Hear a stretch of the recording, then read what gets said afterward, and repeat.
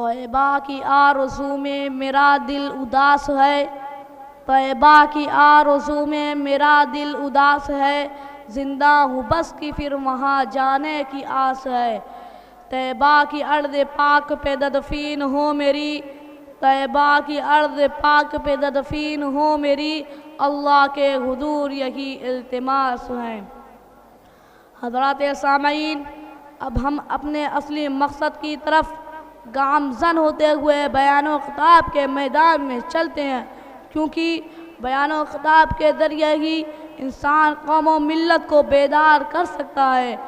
تو آئیے ہم سب سے پہلے والدین کے ساتھ حسن سلوک قرآن و حدیث کی روشنی میں کے عنوان پر تقریر سماعت فرمائے، کیونکہ انسان کے اس دنیا میں آنے میں سب سے بڑا احسان انہی والدین کا ہی ہوتا ہے۔ اللہ تعالیٰ والدین کی اطاعت کو بتانے کے لیے اللہ تعالیٰ والدین کی اطاعت کو اپنی اطاعت کی طرح ہی فرض قرار دیا ہے، اور انہیں کسی بھی حالت میں اف تک کرنے کی اجازت نہیں دی ہے۔ تو آئیے اسی موضوع پر تفصیل کے ساتھ والدین کی اطاعت کو بتانے کے لیے میں مدعو کر رہا ہوں محمد ابراہیم متعلم درجہ پنجم کو اس شعر کے ساتھ۔ اپنے بچوں پر جنہوں نے کر دیا سب کچھ فدا، اپنے بچوں پر جنہوں نے کر دیا سب کچھ فدا، اب تو سمجھو دوستو کتنے سخی ماں باپ ہیں۔ خلد میں وہ شخص تو جا ہی نہیں سکتا کبھی، خلد میں وہ شخص تو جا ہی نہیں سکتا کبھی، جس کی نظروں میں ہمیشہ اجنبی ماں باپ ہیں۔ السلام علیکم ورحمۃ اللہ وبرکاتہ۔ الحمد للہ رب العالمین، والصلاة والسلام على سید الانبیاء والمرسلین، اما بعد فقد قال اللہ جل وعلا فی کلامہ المجید، وَقَضَى رَبُّكَ أَلَّا تَعْبُدُوا إِلَّا إِيَّاهُ وَبِالْوَالِدَيْنِ إِحْسَانًا، صدق اللہ العظیم۔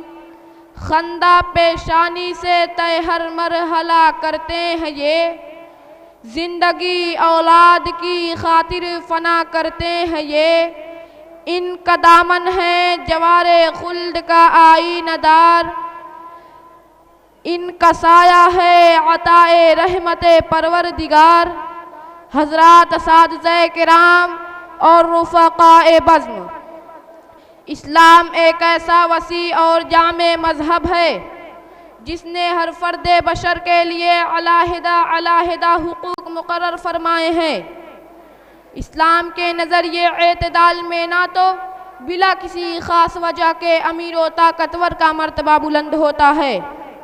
اور نہ ہی غریب و کمزور کا رتبہ پست ہوتا ہے۔ اسلام کی نگاہیں شفقت میں نہ تو کسی عربی کو عجمی پر فوقیت ملتی ہے، اور نہ ہی کسی گورے کو کالے پر، اور اسلام کے تصور وسطیت میں نہ تو کسی چھوٹے کو بڑے پر بڑھایا جاتا ہے، اور نہ ہی اس کے مرتبے سے گرایا جاتا ہے۔ ان تمام امور کے پہلو بپہلو جب ہم اسلامی حقوق کا مطالعہ کرتے ہیں تو خدا اور رسول کے بعد اگر سب سے زیادہ کسی کی تعظیم، کسی کے حقوق کی پاسداری اور کسی کے ساتھ سب سے زیادہ رحمت و رافت کے ساتھ پیش آنے کی تلقین کی گئی ہے تو وہ والدین ہیں، کیونکہ والدین ہی انسانی وجود کا ظاہری راز ہے، والدین اس کائنات کا حسن ہے، والدین ہی کی تدبیروں اور دعاؤں کے نتیجے میں ایک انسان ترقیات کی منازل بآسانی طے کرتا ہوا نظر آتا ہے۔ باپ زینہ ہے جو لے جاتا ہے اونچائی تلک، باپ زینہ ہے جو لے جاتا ہے اونچائی تلک، ماں دعا ہے جو سدا سایہ فگن رہتی ہے۔ سامعین گرامی قدر، اس لیے آئیے آج ہم قرآن و حدیث کو سامنے رکھ کر ان سے حقوق والدین کے متعلق سوال کرتے ہیں۔ چنانچہ خالق کائنات اپنی عبادت کے بعد والدین کے ساتھ حسن سلوک کو سب سے بلند مقام دیتے ہوئے ارشاد فرماتے ہیں، وَقَضَى رَبُّكَ أَلَّا تَعْبُدُوا إِلَّا إِيَّاهُ وبالوالدین احسانا۔ پھر اسی مضمون کو مختلف پیرائے میں بیان کرتے ہوئے کبھی تو قل تعالوا اتل ما حرم ربکم علیکم اللہ تشرکوا بہ شیئا، وبالوالدین احسانا کا فرمان جاری ہوتا ہے تو کبھی وَإِذْ أَخَذْنَا مِيثَاقَ بَنِي إِسْرَائِيلَ لَا تَعْبُدُونَ إِلَّا اللَّهَ وَبِالْوَالِدَيْنِ إِحْسَانًا کا کبھی تو قرآن وَاعْبُدُوا اللَّهَ وَلَا تُشْرِكُوا بِهِ شَيْئًا وَبِالْوَالِدَيْنِ إِحْسَانًا فرماتا ہے تو کبھی والدین کے ساتھ حسن سلوک کی تاکید اور ان کی مشقتوں سے آگاہ کرتے ہوئے وَوَصَّيْنَا الْإِنسَانَ بِوَالِدَيْهِ إِحْسَانًا حملته امه کرہا ووضعته کرہا بھی کہتا ہے۔ قرآن جہاں والدین کے ساتھ شفقت و محبت کا معاملہ کرنے کا حکم دیتے ہوئے وَاخْفِضْ لَهُمَا جَنَاحَ الذُّلِّ مِنَ الرَّحْمَةِ کہتا ہے، وہی والدین کا تشکر و امتنان بجا لانے کی تلقین کرتے ہوئے ان اشکر لی وَلِوَالِدَيْكَ بھی کہتا ہے۔ حاضرین گرامی قدر، حقوق والدین کے متعلق اسلام کے فرمودات اور اس کی تعلیمات اسی پر ختم نہیں ہوتی، بلکہ جب ہم ایک قدم اور آگے بڑھاتے ہیں اور احادیث کے دروازے پر دستک دیتے ہیں تو کبھی پیغمبر اسلام صلی اللہ علیہ وسلم زندگی کے انتہائی دشوار گزار مرحلے میں بھی والدین کی نافرمانی سے منع کرتے وقت حضرت معاذ رضی اللہ تعالیٰ عنہ کو نصیحت کرتے ہوئے ارشاد فرماتے ہیں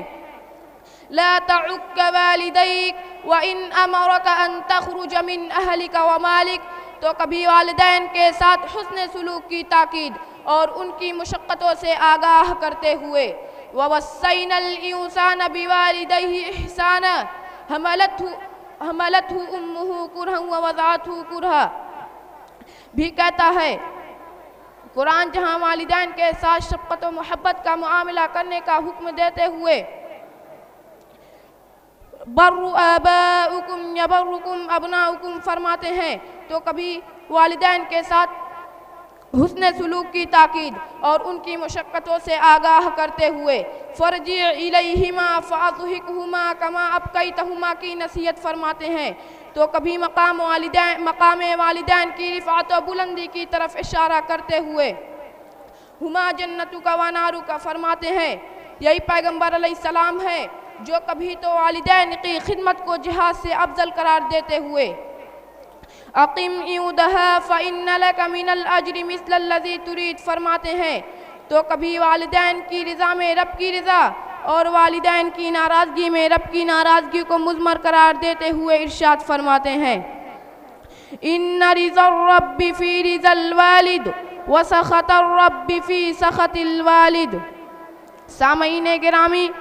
یہ تمام آیات و روایات والدین کے حقوق کو کھلم کھلا ثابت کرتی نظر آتی ہے۔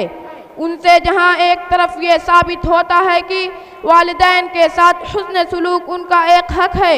ان کی تعظیم و توقیر اولاد پر واجب ہے، جہاں ایک طرف والدین کو تکلیف پہنچانا حرام ہے، وہیں دوسری طرف نرم کلامی سے پیش آنا بھی انتہائی ضروری ہے۔